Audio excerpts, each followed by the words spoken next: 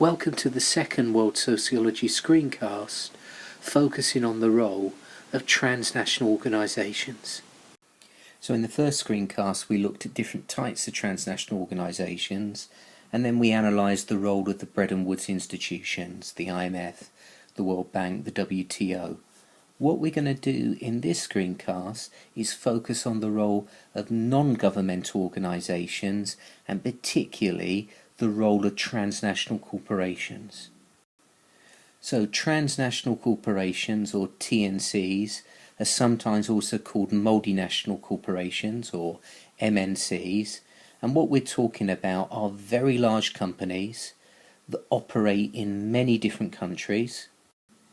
And in economic terms, the biggest transnational corporations are often larger than nation states. So what we see in this diagram are the top 100 economies in the year 2011, and only 60 of those top economies were in fact countries. 40 of the top 100 were in fact transnational corporations rather than nation states. So in economic terms, the biggest transnational corporations are actually more powerful than most nations. So for example, if we take a company like Amazon and we look at their annual revenues, which in 2011 were over 34 billion US dollars, and we compare that with the gross domestic product of a pretty significant African country, Kenya, which is one of the most developed African countries within Central Eastern Africa, we can see that the GDP for Kenya in that year was significantly less than Amazon's revenues. And in fact, if Amazon was a country rather than a company, it would be the world's 86th biggest country in economic terms. And in economic terms, Walmart, the big American retailer, is bigger than New Zealand. And this country here is Bangladesh, which is one of the most populous countries in the world, yet the gross domestic product of Bangladesh is less than the annual revenues of the American car company General Motors. And I think when it comes to evaluating the impact of transnational corporations, there are two theories that would be broadly positive about their role. And those two theories are neoliberalism and modernisation theory, and they would argue that transnational corporations can provide investment for poorer countries, that they create employment, that they can encourage the development of infrastructure, and that transnational corporations can modernise the economies of developing countries by bringing with them new technology and new ways of working. So both modernisation theory and neoliberalism would reject the idea that transnational corporations are responsible for global inequalities. They would argue that quite the opposite is the case, that transnational corporations actually represent more opportunities for poorer countries, and the fact that transnational corporations have been moving many of their factories from high-income to low-income countries is actually improving living standards within those poorer countries, and therefore leading to a narrowing in the gap between high-income and low-income countries. So their argument would be that transnational corporations are reducing rather than exacerbating global inequalities.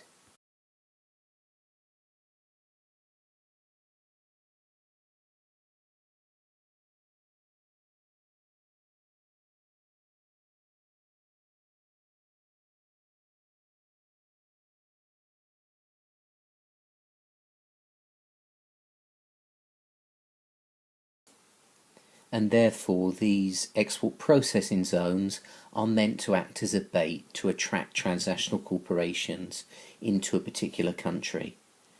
However, those people critical of export processing zones argue that this leads to a race to the bottom, and that because workers within these export processing zones don't have the same legal protections that other types of workers have, that this amounts to a form of super exploitation. And because about 85% of the workforce within export processing zones are women, this also increases gender inequality. A really interesting film that is critical of the role of transnational corporations is this Canadian documentary called The Corporation. And what this documentary argues is that because transnational corporations have to put profit for their shareholders before any other consideration, that this institution is essentially pathological. And the film actually uses the metaphor of a psychopath to describe the activities and actions of transnational corporations. So in contrast to modernisation theory and neoliberalism, dependency theory would be much more critical about the role of transnational corporations. They would argue that they behave in unethical ways and that transnational corporations increase rather than decrease global inequalities. And the types of issues that they would focus on are the exploitation of workers, for example, the super exploitation of poor women within export processing zones, and the collapse of this garment factory in Bangladesh, leading to the death of more than 1,100 garment workers, has put pressure on some of the big Western brands to sign up to a legally enforceable code of practice to protect the health and safety of workers who work in these sweatshops producing clothes for the Western multinationals. And counter-industrial theories would also be critical of transnational corporations. So, for example, they would argue that one of the problems with transnational corporations isn't just their exploitation of workers, but also their exploitation of the natural environment. And so environmentalists would argue that transnational corporations are toxic organisations that put short-term profit for their shareholders before long-term sustainability of the environment. And a third type of criticism of transnational corporations is the idea that they also exploit their consumers, and they do this through things like misleading advertising and produce dumping. For example, critics of transnational corporations use the terms social washing or greenwashing to describe the deceptive use of marketing to promote to consumers a misleading impression that a company's policies or products are socially and environmentally friendly. So why do transnational corporations behave in unethical and exploitative ways? Well, for dependency theorists such as Cardoso, TNCs are basically the legacy of colonialism. So this is just a continuation of a process of exploitation of poor people and poor countries that goes back to the colonial era. The TNCs are just the latest manifestation of this particular approach. George Soros talks about a problem of market fundamentalism and uncontrolled capitalism. And what he means by this is that the failure of governments to tax and regulate transnational corporations properly has meant that they've become too big, too powerful, and they can now subvert the political process in their own interests. In other words, they can buy politicians and buy elections. And then this last point, this idea of there being a disconnect between transnational corporations and political and legal systems, is the idea that because of their transnational nature, it's very difficult to embed transnational corporations in the moral, legal and political frameworks that other people have to abide by. And in relation to this last point, I think one of the really important issues is the issue of tax havens. And this is an issue that the Financial Times journalist, Nicholas Shaxson, talks about in his brilliant book Treasure Islands.